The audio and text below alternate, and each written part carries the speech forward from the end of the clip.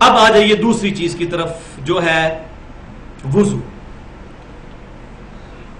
تو پہلی حدیث صحیح بخاری اور مسلم کی متفق علیہ حدیث کہ آپ صلی اللہ علیہ وسلم نے فرمایا کہ جو شخص اچھی طرح وضو کرے اور اپنے اعضاء کو صحیح طریقے سے دھوئے تو اللہ تبارک و تعالیٰ اس کے جسم سے سارے گناہوں کو نکال دیتا ہے، حتیٰ کہ اس کے ناخنوں کے گناہ بھی جو ہے وہ بھی نکل جاتے ہیں. الحمدللہ. دوسری حدیث بھی صحیح بخاری اور مسلم کی متفق علیہ حدیث ہے کہ آپ صلی اللہ علیہ وسلم نے فرمایا جب مسلمان فرض نماز کا وضو اچھی طرح کرتا ہے، اس کے بعد خشوع خضوع سے نماز پڑھتا ہے، تو اس نماز سے پہلے جتنے گناہ ہوئے تھے اللہ تبارک و تعالیٰ معاف فرما دیتا ہے. اور صحیح مسلم کے الفاظ آگے یہ ہے کہ بشرطے کہ اس دوران کبیرہ گناہ نہ کیے ہوں.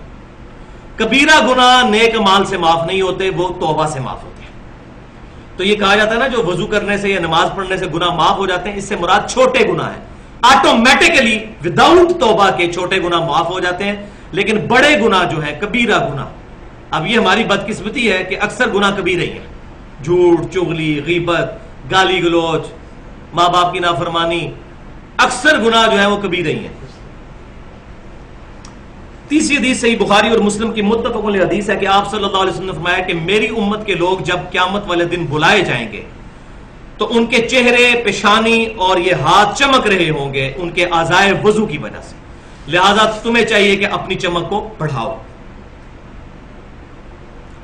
چوتھی حدیث صحیح بخاری اور مسلم کی متفق علیہ حدیث ہے کہ آپ صلی اللہ علیہ وسلم نے فرمایا کہ جب کوئی شخص نیند سے بیدار ہو تو اس کو چاہیے کہ وضو کرنے سے پہلے یا غسل کرنے سے پہلے اپنے ہاتھوں کو دھو لے. اس کو نہیں پتا کہ رات اس نے کہاں پر گزاری، یعنی ہوش میں نہیں ہوتا بندہ رات کے وقت. تو اسی کو فقہ کی ٹرمنالوجی میں مستعمل پانی کا مسئلہ کہا جاتا ہے. کسی شخص نے وضو اور غسل اس پر ضروری ہے نماز کے لیے یا جنابت کے لیے، تو اگر وہ بالٹی میں انگلی ڈال دے گا نا تو سارا پانی مستعمل ہو جائے گا، استعمال شدہ، ناپاک نہیں ہوگا، استعمال شدہ.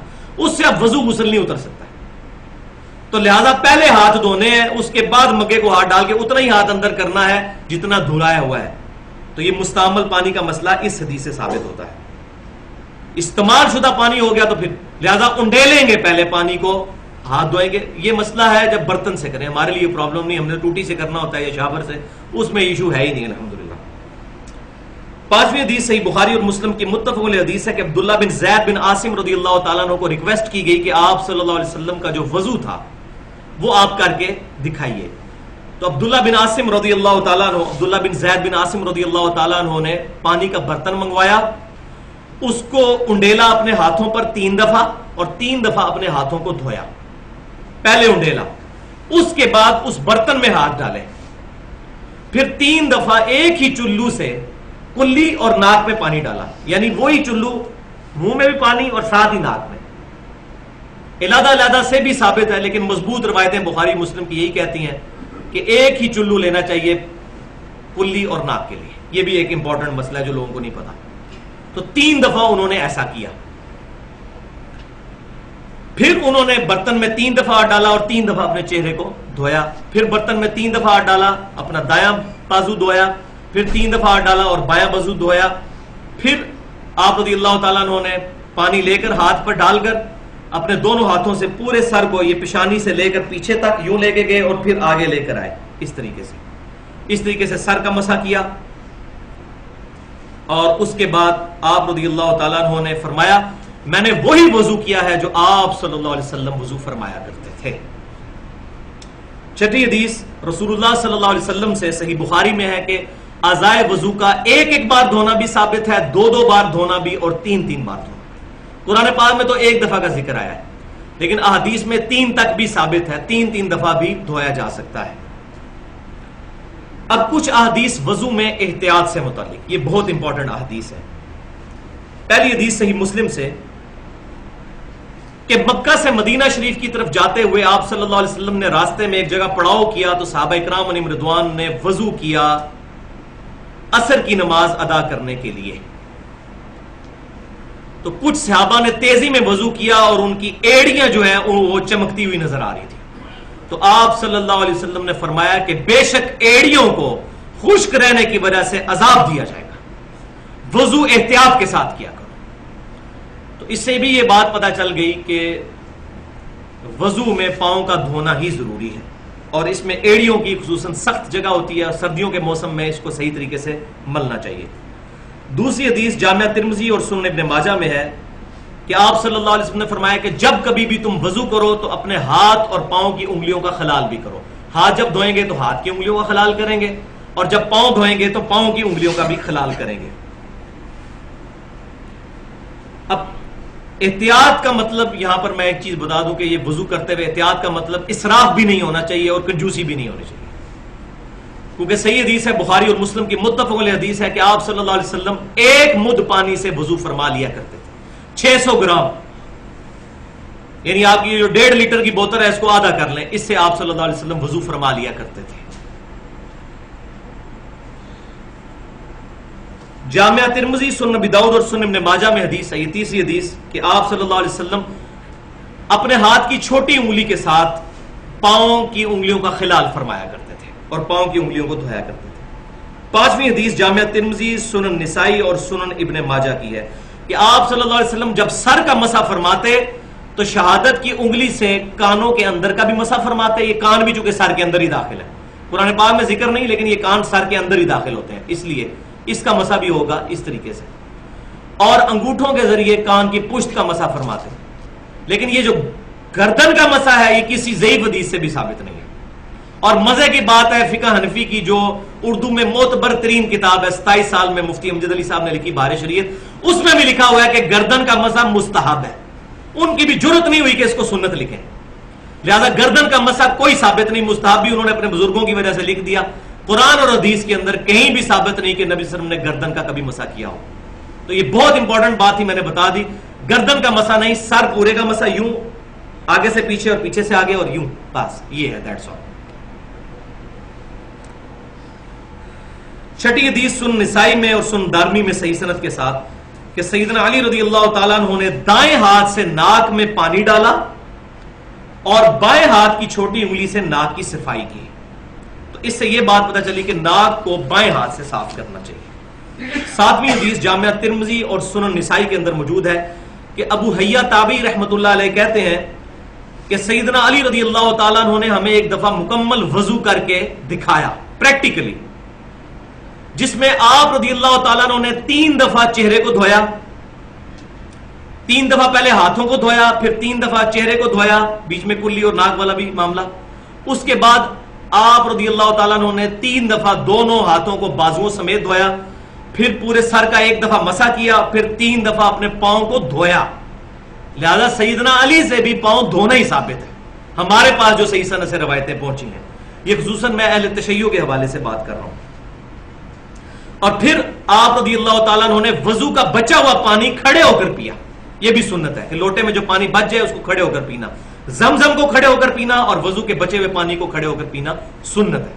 اور پھر سیدنا علی نے فرمایا کہ میرا وضو کرنے کا ارادہ نہیں تھا، میں نے صرف اس لیے وضو کیا کہ تاکہ تمہیں دکھاؤں کہ نبی صلی اللہ علیہ وسلم کس طرح وضو فرمایا کرتے تھے، تعلیم کے طور پر وضو سکھایا۔ 8ویں حدیث صحیح بخاری اور کے اندر موجود ہے تعلیقاً اور صحیح سند کے ساتھ، مسند امام احمد اور سنن نسائی میں موجود ہے کہ آپ صلی اللہ علیہ وسلم نے فرمایا کہ مسواک استعمال کیا کرو، اس میں تمہارے رب کی خوشنودی ہے، رب خوش ہوتا ہے مسواک استعمال کرنے سے۔ لہذا اگر دانتوں کے لیے کوئی ٹوتھ پیسٹ بھی استعمال کرتا ہے اور نیت دانتوں کو صاف کرنا ہے، اس کو بھی ثواب ملے گا۔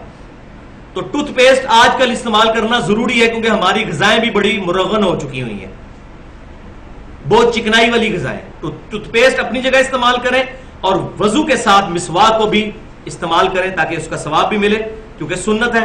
اور صحیح بخاری اور مسلم کی متفق علیہ حدیث ہے کہ آپ صلی اللہ علیہ وسلم نے فرمایا اگر مجھے امت کی مشقت کا خیال نہ ہوتا تو میں امت کو حکم دے دیتا کہ وہ مسواک کریں، ہر نماز کے ساتھ، ہر وضو کے ساتھ۔ لیکن آپ صلی اللہ علیہ وسلم نے امت پر شفقت فرمائی اور اس چیز کو obligatory نہیں رکھا، آپشنل رکھ دیا۔ لیکن اس سے یہ رزلٹ نہیں نکالنا چاہیے کہ انسان اس سنت کو چھوڑ دے، اس کا یہ مطلب ہے کہ سنت بہت اہم ہے، اس پر عمل کیا جائے۔ اب 16ویں حدیث صحیح مسلم میں ہے کہ نبی صلی اللہ علیہ وسلم نے فرمایا کہ جو شخص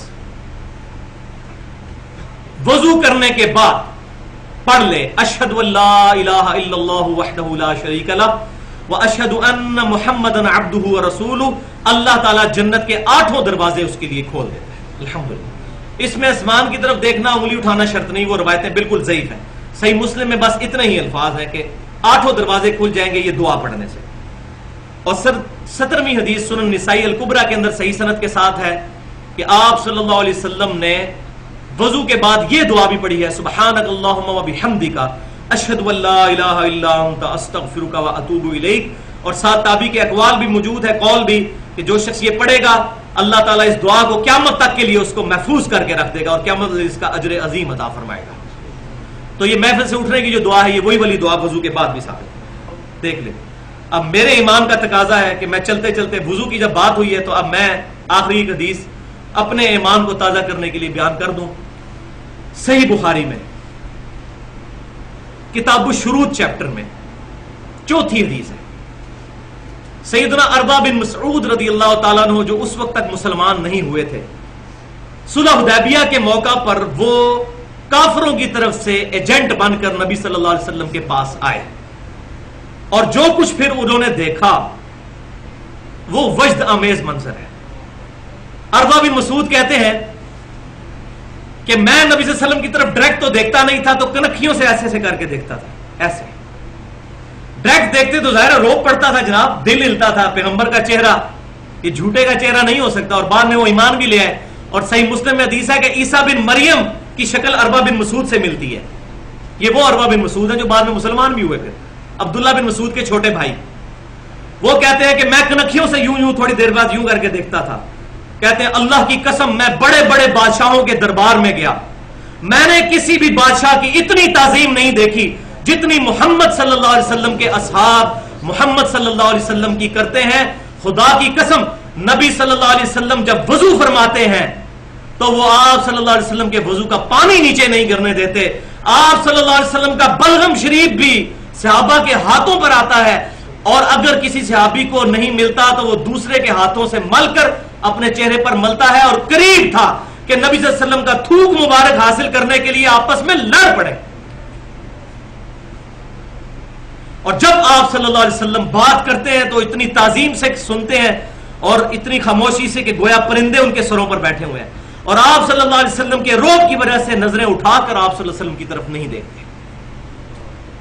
کہتے ہیں میں بڑے بڑے بادشاہوں کے دربار میں گیا لیکن کسی کی ایسی عزت میں نے نہیں دیکھی۔ لیکن آج وہ بدبخت بھی ہیں کہ جنہوں نے اپنے صوفیاء اور بزرگوں کے بارے میں چیزیں منسوخ کی ہیں، ان کے وضو کا پانی اور جھوٹا پیتے ہیں اور اس کو کمپیئر کرتے ہیں نبی صلی اللہ علیہ وسلم کے ساتھ۔ ایسے ظالموں کو تو انشاءاللہ قیامت والے دن اللہ تعالیٰ ہی پوچھے گا، سبحانک اللہم وبحمدک اشہد ان لا الہ الا انت استغفرک واتوب الیک۔ جو حق بات میں نے کہی اللہ تعالیٰ ہمارے دلوں میں راسخ فرمائے، اگر کوئی غلط بات میرے زبان سے نکل گئی جس بات میں اللہ تعالیٰ ہمارے دل سے محو کر دے، ہمیں کتاب و سنت اجماع کی تعلیمات پر عمل کرنے کی توفیق عطا فرمائے۔